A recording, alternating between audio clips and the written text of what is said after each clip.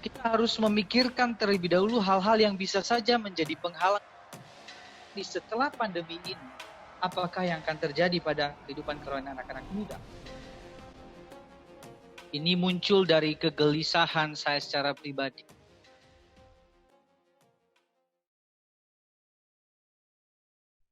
Oke, teman-teman, saya bakal bahas soal kehidupan kerohanian kita di masa krisis ini.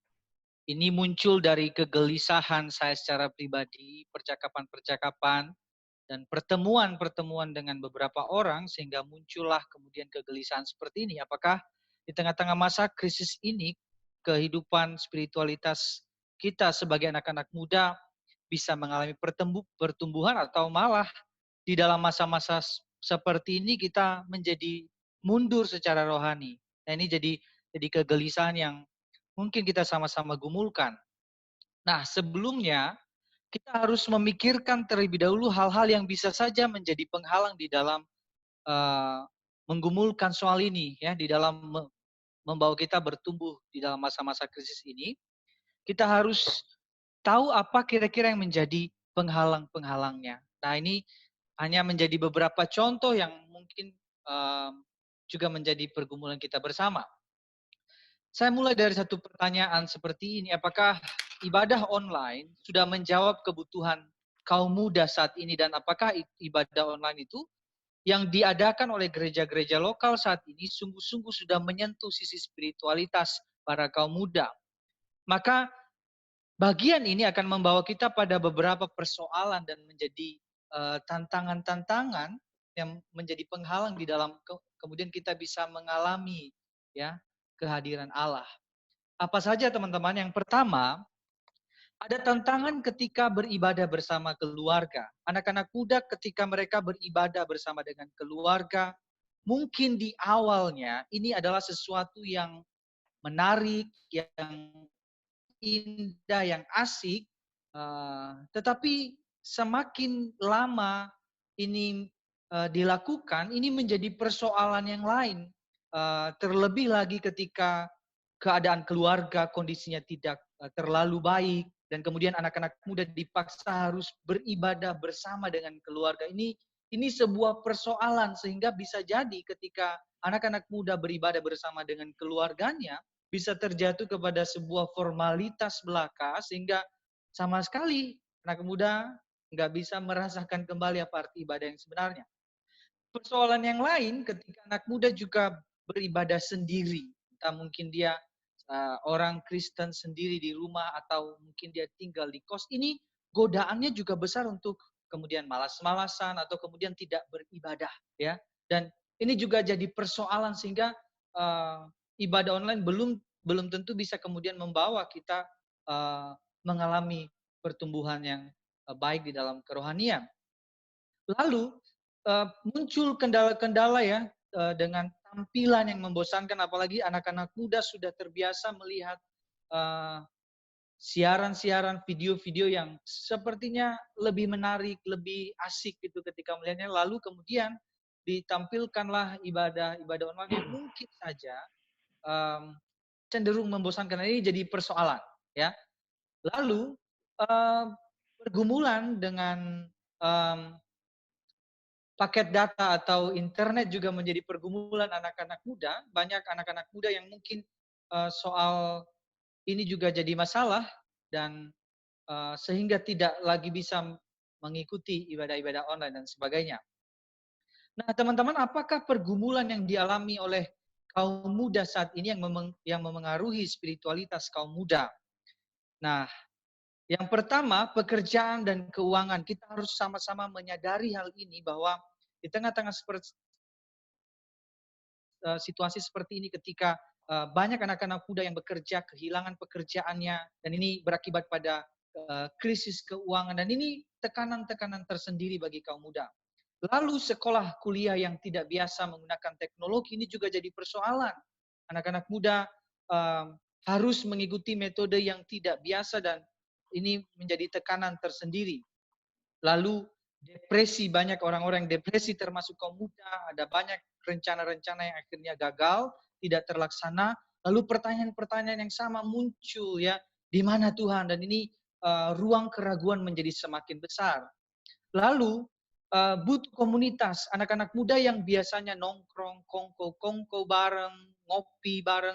Kemudian di saat seperti ini, kemudian anak-anak muda harus terpisah, ya. Dan ini menjadi tekanan tersendiri buat para kaum muda, ya, tidak bisa melakukan hal yang sama. Lalu bisa jadi kelompok kaum muda ini menjadi kelompok terabaikan. Saya menyadari betul bahwa dengan keadaan yang baru terjadi ini, akhirnya kita bisa terfokus pada hal-hal yang sangat teknis sekali sehingga kelompok muda di gereja bisa menjadi kelompok terabaikan, ya. Lalu teman-teman, kira-kira spiritualitas yang terbentuk setelah pandemi ini seperti apa? Anak-anak muda ini akan menjadi anak-anak muda yang seperti apa kira-kira? Dan ini menjadi kegelisahan saya secara pribadi setelah pandemi ini. Apakah yang akan terjadi pada kehidupan kerohanian anak-anak muda? Yang pertama, di masa-masa sekarang mereka bertanya tentang bagaimana masa depan, bagaimana pekerjaan, bagaimana keluarga dan sebagainya. Muncul banyak keraguan-keraguan. Dan ketika keraguan-keraguan ini tidak sesegera mungkin kita membawa mereka untuk melihat kepada Injil, melihat kepada Kristus, bisa saja setelah pandemi ini akan menjadi pribadi-pribadi yang mungkin menjadi orang yang ragu terhadap imannya dan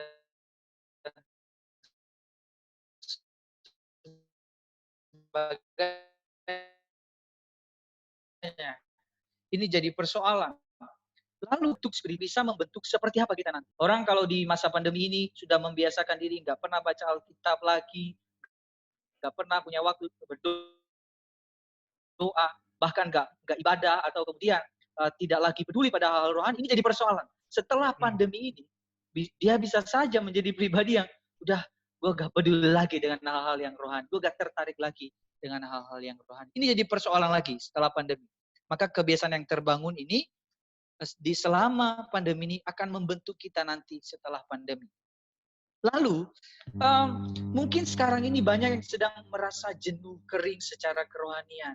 Lalu bagaimana kita bisa menjalani masa-masa kering rohani? Ya, kekeringan rohani ini bisa dialami oleh siapa saja, bahkan hamba-hamba Tuhan di dalam Alkitab juga.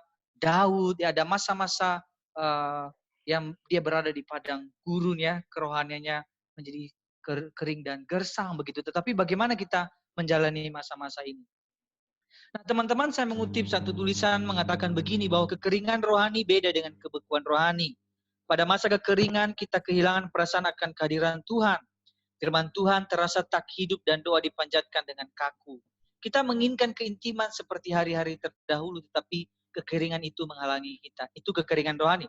Sementara itu, kebekuan rohani berpangkal dari ketika kita berpegang pada dosa yang telah Tuhan singkapkan, tetapi kita menolak untuk melepaskannya.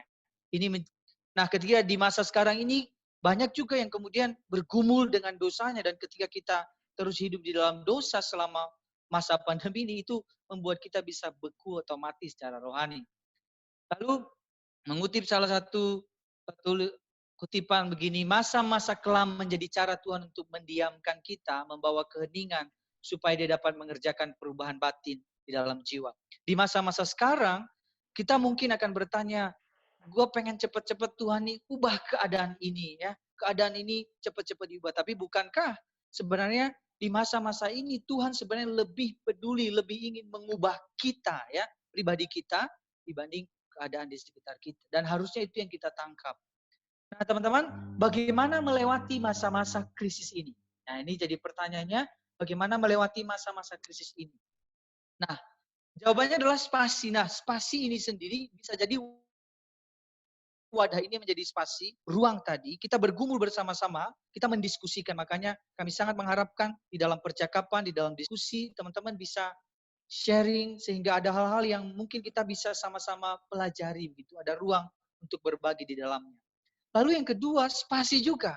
Di masa-masa seperti ini memang kita harus mendekatkan diri lebih kepada Kristus, melihat apa yang sudah Kristus lakukan di dalam kehidupan kita, penderitaannya. Dan itu membuat kita menjadi begini. Ketika kita melihat Kristus begitu besarnya yang dia lakukan kepada kita, tak terhingga dan tak terukur itu memampukan kita bisa melangkah, melampaui keraguan dan ketakutan kita melalui krisis ini. Jadi melihat kepada Kristus bisa menolong kita untuk melangkah melampaui keraguan dan ketakutan kita sendiri. Lalu spasi, ya. Di dalam masa seperti ini kita juga harus memiliki perspektif kekekalan, ya, perspektif eskatologis, bahwa kita harus menyadari bahwa kehidupan kita di dunia ini memang bukanlah selamanya. Kita ini harusnya bisa melihat jauh ke depan bahwa Tuhan menjanjikan kehidupan kekal, pengharapan, dan harusnya kita bisa melihat ke arah sana bahwa uh, kehidupan di dunia ini hanyalah sementara, dan seharusnya kita terus berpegang pada janji Tuhan dan berpengharapan hanya kepada Kristus.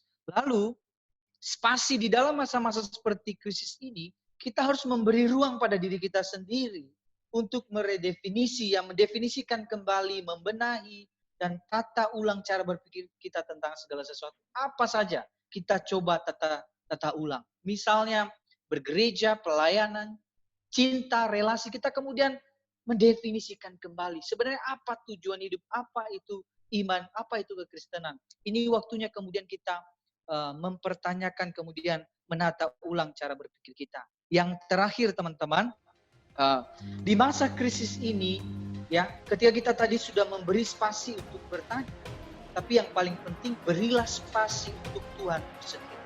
Artinya beri ruang untuk Tuhan agar Ia saja yang mendefinisikan tujuan hidup kita. Jadi spasi itu sendiri haruslah menjadi tempat bagi Tuhan untuk kemudian mengontrol hidup kita dan mengendalikan seluruh kehidupan kita.